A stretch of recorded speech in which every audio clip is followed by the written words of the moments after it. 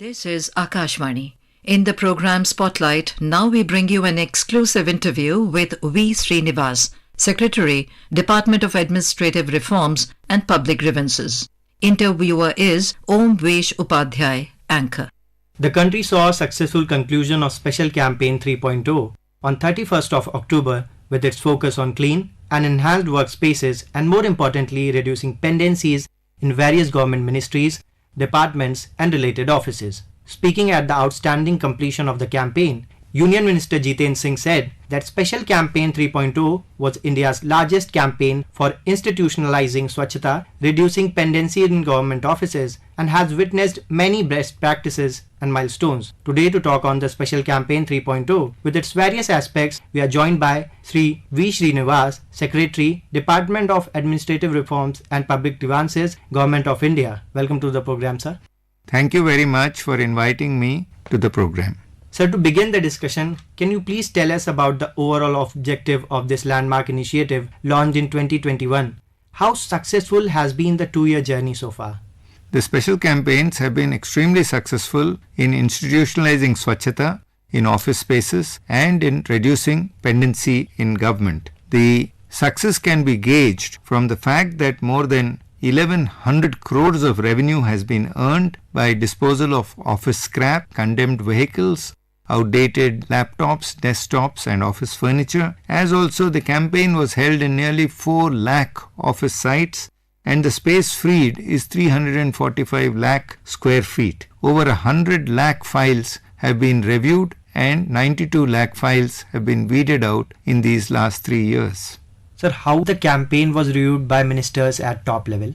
The Honorable Prime Minister provided leadership to the campaign and also encouragement. He mentioned the special campaign in his 105th Mann Ki Baat in September 2023. Further, the Prime Minister's office has issued tweets to highlight some of the best practices in terms of disposal of office scrap in the Ministry of Railways, and all the top ministers of Government of India took rounds of offices and interacted with officials to understand what were the best practices that could be taken up, what were the steps that were needed to be taken up to ensure clean and healthy office spaces.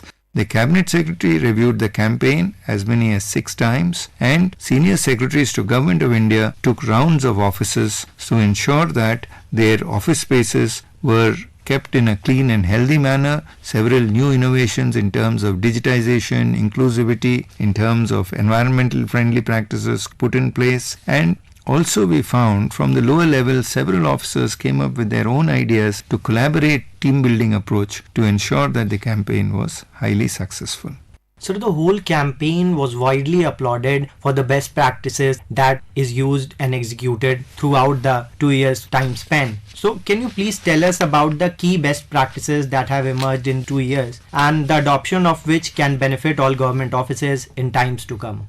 The special campaigns have witnessed a series of best practices over the years. Several scrap yards and dump yards were converted into parking spaces and also into reading rooms, into recreation rooms, and several cafeteria were established. So we found a renovation of office spaces, new digitization practices were adopted, environmentally friendly practices were brought in, as also the upgradation and maintenance of office spaces was witnessed. What we witnessed in the Special Campaign 3.0 was the digital practices came to the fore in terms of a number of digital dashboards and portals that were created. For example, the Central Board of Direct Taxes launched the iGot platform on the CP Grams portal. The Department of Administrative Reforms and Public Grievances launched the Intelligent Grievance Monitoring System dashboard, and we also had the Department of Telecom which launched a major dashboard for timely redressal of public grievances. It was called the Independent Public Grievances Dashboard. So across ministries and departments, we found an increasing thrust towards adopting new digital platforms in addition to weeding of files and also disposal of office scrap and condemned vehicles as part of Special Campaign 3.2.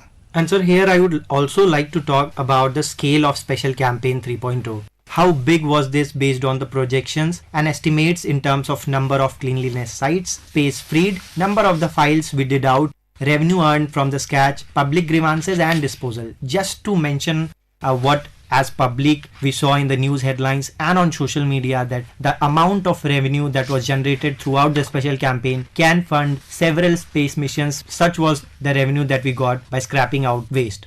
The preliminary estimates indicate that over 500 crores of revenue was generated from the Special Campaign 3.0, which was executed from October 2nd to 31st, 2023. The Special Campaign was implemented in an all-time high of 2.53 lakh office spaces across the country, and 153 lakh square feet of space has been freed under the campaign, and about 46 lakh files were reviewed and 23 lakh files have been weeded out.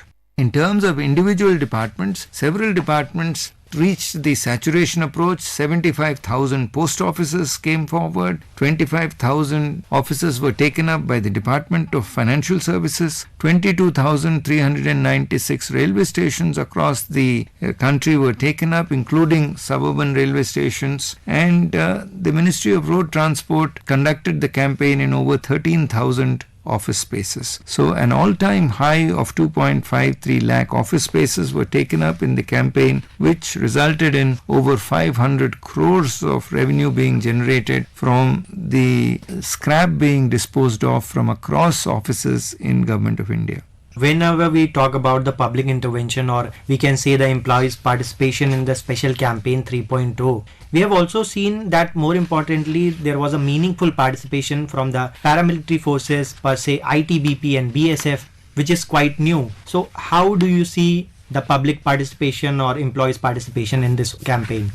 The Ministry of Home Affairs, the Department of Military Affairs, the Department of Defence, as also Department of Ex-Servicemen Welfare, and several ministries which had public sector undertakings like Ministry of Steel, Ministry of Coal, Ministry of Mines, and these came forward to support the Special Campaign 3.0 in a significant way. Shramdan was taken up across most of the central paramilitary forces, and also we witnessed similar Shramdan being taken up across schools, in which thousands of school children participated in maintaining Swachhata focused campaign across their school premises, across classrooms, in addition to government offices across the central government which were taken up. So in terms of citizen participation, people to people participation, what was essentially a government to government campaign had tremendous amount of citizen engagement also that came to light in this campaign, because Shramdan was conducted in various public spaces in addition to office spaces.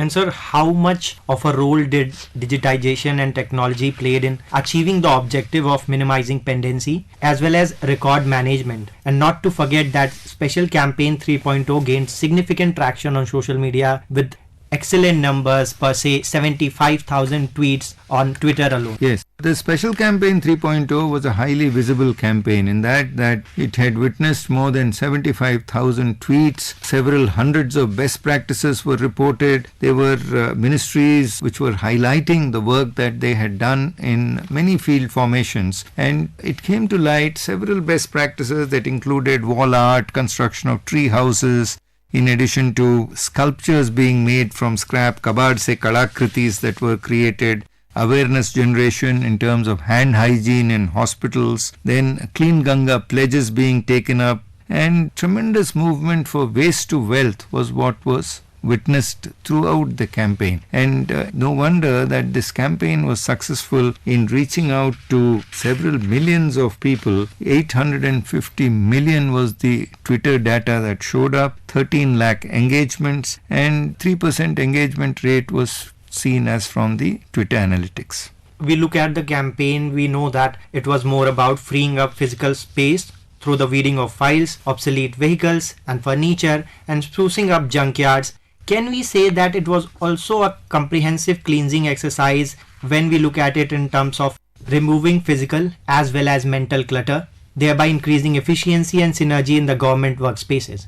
Definitely. The Special Campaign 3.0 has decluttered office spaces. It has brought in more aesthetically pleasant offices. It has also reduced pendency in a significant manner because more than 4.7 lakh public grievances were redressed, 46 lakh files were reviewed, and in terms of other secretariat work like responses to references from members of parliament, timely disposal of state government references, there was considerable progress that was witnessed. So overall, the campaign succeeded in its objectives of adopting a saturation approach in terms of field offices and also in terms of reducing pendency in government offices. The highlight of this year's campaign has been the voluntary participation by thousands of paramilitary forces, by several students across schools in terms of sensitizing the citizens about Swachhata practices. The campaign not only being restricted to government office spaces but several public spaces also being taken up by ministries and departments.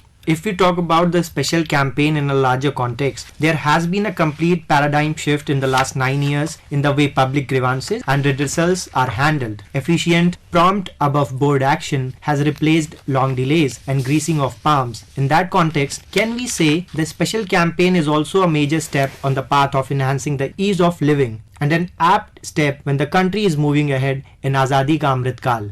The Special Campaign 3.0 has not only decluttered office spaces, it has also expedited decision making and brought in an agility into governance. The policy maxim with which the government works, maximum governance, minimum government, has been made into a reality with digitally empowered citizens and digitally transformed institutions. So it is a major step towards easing of processes and ensuring that the overall work environment in office spaces is one where decision making is prompt and time bound. So sir, then do you think that this will also give a push to the government's enthusiastic drive to make India a manufacturing hub, give push to attract investment into the country and increase the confidence of investors in India as an attractive investment destination?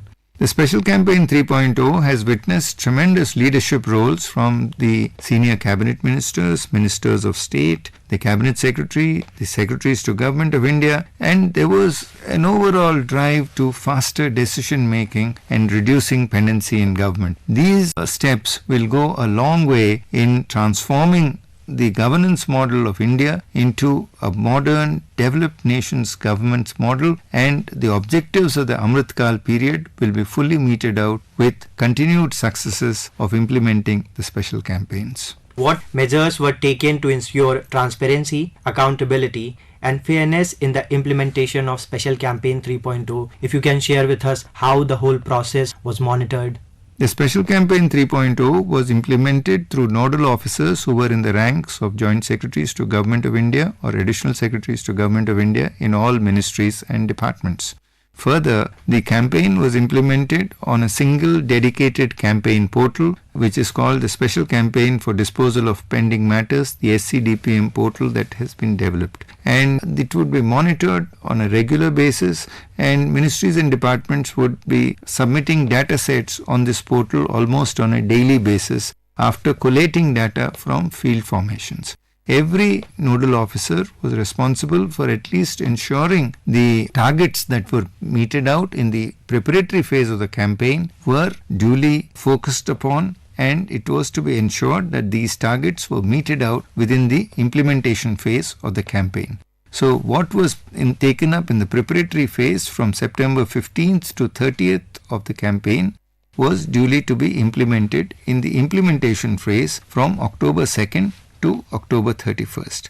Both these dates of October 2nd and October 31st have their tremendous significance in that October 2nd is the birthday of the father of the nation and October 31st is the Unity Day, Rashtriya Ekta Divas, which is celebrated. So these two memorable occasions mark the commencement and the conclusion of Special Campaign 3.2. With these insightful inputs, we conclude the program. Thank you so much, sir, for joining us on Akashvani. Thank you very much. You were listening to an exclusive interview with V Srinivas, Secretary of Department of Administrative Reforms and Public Grievances. The interviewer was Omvesh Upadhyay, anchor. This program was produced and presented by the News Services Division of Akashvani.